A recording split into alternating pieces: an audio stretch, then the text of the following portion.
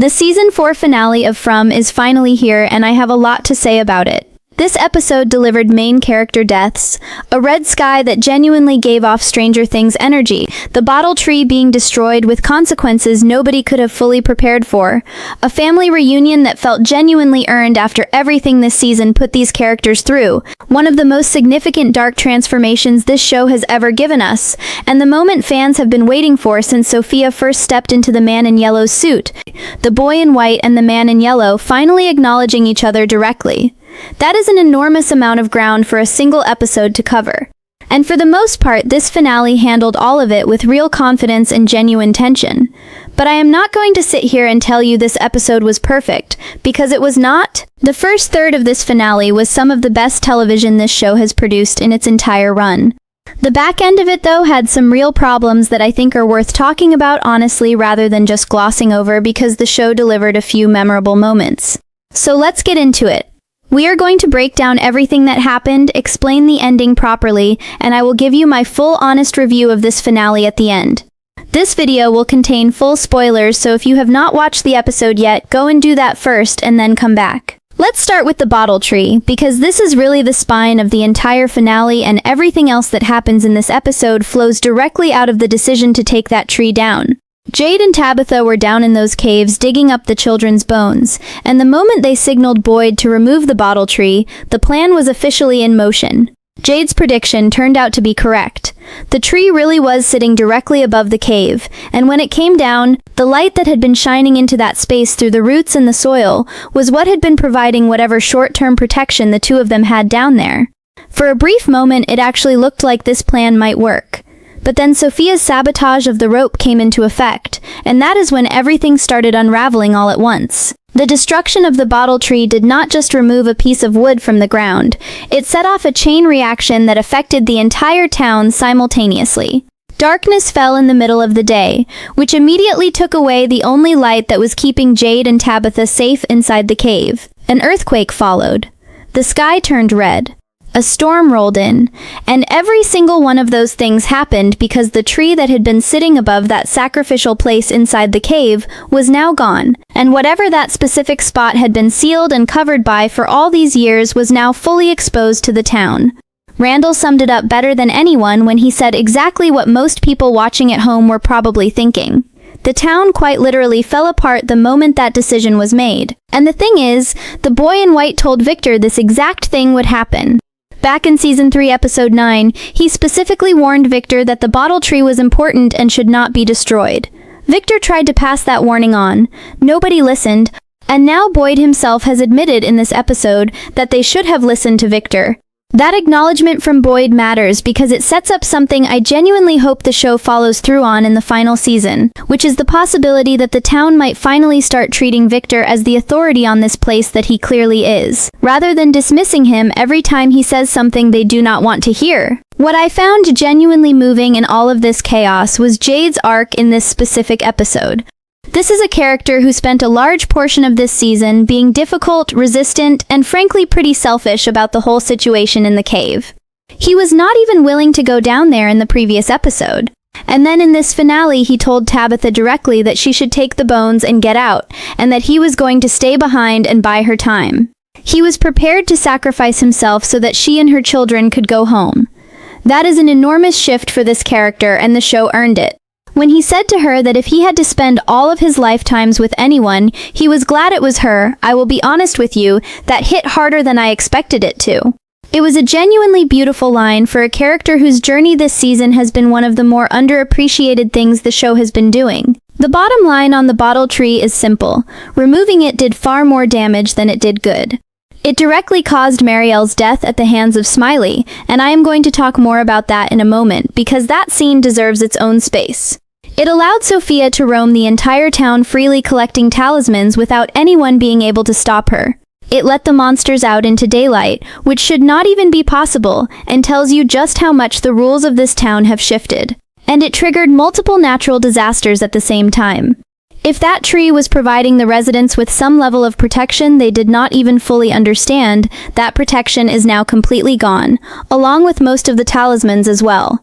The town is more vulnerable right now than it has been at any point in the show's entire history. One thing worth flagging before we move on is something I found a bit confusing. We found out in this episode that the bones were not actually what was keeping Jade and Tabitha safe inside the caves. It was the bottle tree the whole time. I understand what the show is telling us there, but I genuinely was not sure how Jade knew that specific piece of information. It was not really explained, and it felt like the kind of thing the episode wanted to state as fact without doing the work of actually showing us how he reached that conclusion. That bothered me a little, but with the bones now on the surface, the question of what they will actually prove to be in Season 5 remains one of the most genuinely interesting things the show has set up heading into its final chapter. So with the bottle tree gone, the town in chaos, and Jade and Tabitha still trapped underground, the next disaster was already unfolding. And this one hit harder than almost anything else in the entire episode. Let's talk about Fatima, because her transformation in this finale is one of the biggest moments the show has delivered in a very long time, and the way it was set up and then executed in this episode was genuinely impressive, even if parts of what led here still raise questions worth discussing. For a large portion of this season, fans had been theorizing that Fatima was slowly turning into a monster. The signs were all there if you were paying attention. The low pulse readings that kept appearing throughout the season, the varicose veins spreading visibly across her skin, and most importantly, the connection she had developed to Smiley, the creature who is also her son, the child she gave birth to in the Season 3 finale, and who was immediately taken by the town the moment he arrived. All of those details were quietly pointing toward the same destination, and this finale confirmed it in the most powerful way possible. The moment that made this transformation truly land was Smiley finding Fatima and Marielle in the cave, and simply saying, "Hello, Mother." It is such a short line and such a simple line, but it is one of those moments that works perfectly precisely because it is understated. There is nothing dramatic about the delivery. It is almost gentle, and that gentleness makes it so much more unsettling than if the show had tried to play it as a big dramatic reveal. Smiley recognizes her, and in that recognition there is something deeply sad about what is happening to Fatima and what has already been done to both of them by this town. When Fatima went into those tunnels to buy Boyd and the rest of the group enough time to get Jade and Tabitha out, she turned to the people she cared about and said something that will stay with viewers for a long time. "Remember who I was. Not remember me. Remember who I was." She already knew in that moment that the Fatima everyone in that town had known and loved was effectively gone. What came after that sentence was the full transformation, the screech, the change, the crossing of a line she had clearly been holding herself back from for a very long time. And once you understand the theory behind why this happened to her, the moment carries even more emotional weight. Here is how I think about Fatima's transformation in terms of the town's internal logic. This town runs on rituals and bargains and sacrifices. One of its most fundamental rituals involves the residents who gave their children over to the town in exchange for immortality, and in doing so became monsters themselves. It was a bargain, and the town held up its end of that bargain by granting them something, while taking everything else from them in the process. What happened to Fatima in the Season 3 finale mirrors that ritual in a way that is not an exact copy but is close enough to matter. She gave birth to a child who was immediately claimed by the town. She lost her son to this place. And even though the circumstances were not identical to the original sacrificial ritual, the town appears to have treated it as close enough. She lost a child to the town just like the others did, and the transformation followed from that. Pair that with the fact that she had the man in yellow's blood inside her system as well, and you have two separate mechanisms both pushing her toward the same outcome at the same time. What I think is the most genuinely interesting question left hanging by this transformation is which side Fatima is actually on now. She told the people around her to remember who she was, which suggests she still had some awareness of herself in that final moment. But once the transformation completed, we do not know whether she is a monster who will fight against the town's creatures on behalf of the residents, or whether she will become an enemy to them, just like every other creature in this place. She is clearly a hybrid of some kind, the only one of her kind as far as we can tell, and she does not appear to be operating under the same ancient deal as the monsters who were created through the original sacrifice centuries ago. That uniqueness could matter enormously in Season 5. Fatima being essentially unkillable now also changes things in a practical sense. Monsters cannot be killed by the usual means available to the residents.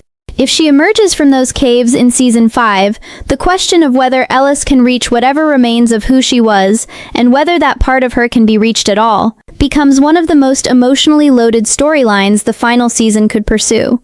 I am also genuinely curious what happens with the golem she built at Colony House, because that subplot was given real screen time earlier in the season and has essentially not been referenced since episode 6, which I do think is a legitimate criticism of how this season managed some of its threads. Maybe that golem becomes relevant in season 5, maybe it does not. But spending that much time on it and then leaving it completely dormant felt like a waste of setup that this season ultimately did not pay off. Then there is Elgin, and his fate in this episode deserves to be talked about honestly, because it was both sad and genuinely admirable in equal measure. After finding that photograph of Sophia in the penultimate episode and confronting her with it, Sophia revealed herself to him completely and offered him the same bargain she had offered Clara. Elgin, unlike Clara, said no. He remembered what happened in Season 3 when he made choices that hurt the people around him, and this time he chose differently. He stayed true to himself and to the people who had been on this journey with him. He did not turn his back on the town, and the cost of that decision was his life. The touch of the man in yellow took him and he was gone. It was a genuinely sad ending for a character who had spent a lot of this season quietly growing into someone worth rooting for. With Fatima transformed, Elgin gone, and the talismans being systematically stripped from the town one by one, Sophia's plan was now in full motion. And once you understand exactly what I think that plan is actually building toward, the final season suddenly looks a great deal darker than most people might be expecting. Now let's talk about Sophia and what she is actually doing, because once you piece it all together, this episode makes her intentions clearer than they have ever been, and what she is building toward is something genuinely terrifying when you understand it in context of everything this town's history has already shown us. After Elgin refused her bargain and paid for that refusal with his life, Sophia told Clara that she was going to light the match and watch everything burn. And then she did exactly that, methodically and without any interference, walking through the entirety of Fromville and collecting every single talisman she could get her hands on. Clara was doing the same thing separately on Sophia's behalf, still believing that the man in yellow is actually going to honor whatever deal she made and help her in return. She is not going to get that. The moment the man in yellow is done using Clara as a tool, she will almost certainly end up exactly where Elgin ended up. The only thing that gives me any pause on that conclusion is that this town is built on bargains, and those bargains historically carry real weight. So maybe the show will complicate that outcome in the final season, but based on everything we have seen from Sophia this season, I would not bet on Clara. Let's talk about Victor and Henry, because this storyline in the finale delivered one of the most genuinely surprising and emotionally satisfying moments of the entire episode, even if it arrived in a way that I did not fully see coming. Henry has been battling all season with the question of whether this town is real, or whether everything he is experiencing is an elaborate dream that he simply has not been able to wake himself up from. The hallucinations he has been having, combined with the sky turning red, the earthquake shaking everything apart, and darkness falling in the middle of the day, all gave him more ammunition to convince himself that the environment around him simply could not be real. And the hallucinatory version of Victor told him something that pushed him toward the most dangerous possible interpretation of all of that. Once you accept that it is a dream, the dream is going to provide you with everything you need. When Henry found the bullets, and when Donna told him to go and see his son, he interpreted both of those things as the dream giving him exactly what he needed to break free. He believed that killing Victor was the act that would forcibly disconnect him from this false reality and allow him to enter the world where he had always wanted to be, the world where he had a family, where he was not alone, where the thing he had been denied his entire life was finally within reach.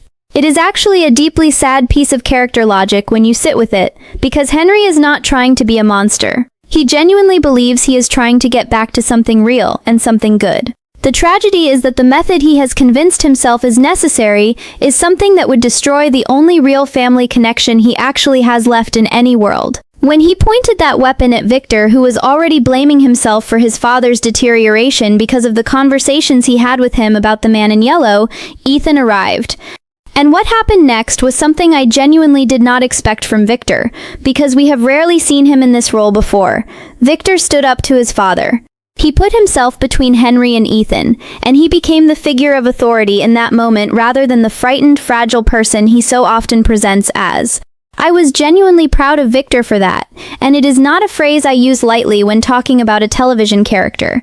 It felt earned, it felt like real growth, and the show reinforced it with Boyd explicitly saying in this episode that they should have listened to Victor about leaving the bottle tree alone.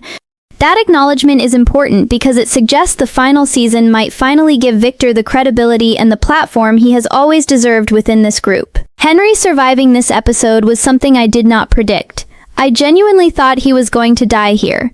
But Victor telling him that something in this town has been lying to him plants a seed that could prove significant heading into Season 5. If Henry starts to actually listen to Victor rather than to the hallucination version of him that has been pushing him toward violence, that relationship between father and son becomes one of the more interesting dynamics the final season has available to develop. Now, Julie and Ethan, and I want to be genuinely honest here because I think the show let this storyline down badly this season. The story-walking ability Julie has been developing had enormous potential, and this season essentially wasted it. She saw the massacre in episode 4. She encountered the man in yellow. And in the grand scheme of this finale and this season as a whole, none of that ended up mattering anywhere near as much as it should have. The payoff never arrived, and that is a real missed opportunity. I do think the show is clearly saving the fuller exploration of her story walking for Season 5, but saving something for later only works as a strategy if what you gave the audience in the meantime felt worthwhile. And in Julie's case this season, it largely did.